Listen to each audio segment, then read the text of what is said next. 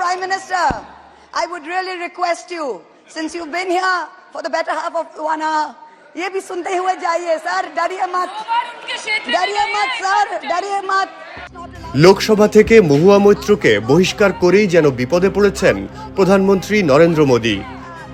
India টুডের খবরে বলা হয়, গত সোমবার ভারতের অষ্টাদশ লোকসভার অধিবেশন চলাকালে তৃণমূল কংগ্রেসের সাংসদ মহুয়া মৈত্র কথা বলা শুরু করলে অধিবেশন কক্ষ থেকে বেরিয়ে যান ভারতের প্রধানমন্ত্রী। পশ্চিমবঙ্গের কৃষ্ণনগরের তৃণমূল সাংসদ মহুয়া মৈত্র সংসদে কথা বলা শুরুর সঙ্গে সঙ্গেই মোদীকে লক্ষ্য করে মহুয়া বলতে থাকেন, প্রধানমন্ত্রী আমার কথা শুনে যান, দয়া করে শুনে যান, ভয় পাবেন না, আমার কেন্দ্রে দুবার এসেছেন, এবার তো আমার কথা শুনে যান। নরেন্দ্র মোদী তাতে কোনো কর্ণপাত না করে উঠে লোকসভা থেকে বেরিয়ে যান। Turned a deaf ear to the most egregious violations of the Model Code of Conduct by the ruling party, by the Honorable Prime Minister with his hate-filled speeches and his divisive religion-based rhetoric. Nishan jitna jisko jana hai please jaiye, no problem. মহুয়া দাবি করেন তাকে লোকসভা থেকে বের করে দেওয়া বিজেপির বিরাট ভুল ছিল এবং সেই কারণে তাদের আসনও কমে গিয়েছে। Very heavy price for throttling the voice of one MP. मुझे बैठाने का चक्कर में जनता ने आपके 63 सदस्यों 63 जन को परमानेंटली बैठा दिया।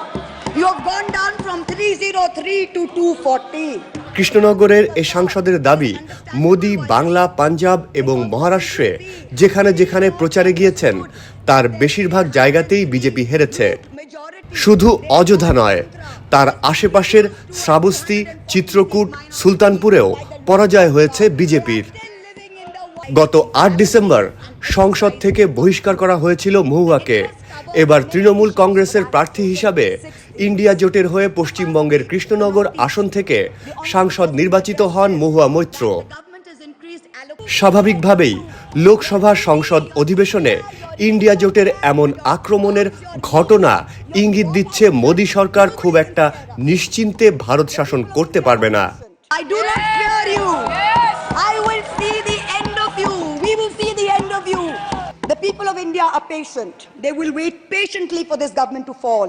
And I hope that whoever writes the next speech for the Honorable President of India will give her the respect and the honor due by not filling it with falsity.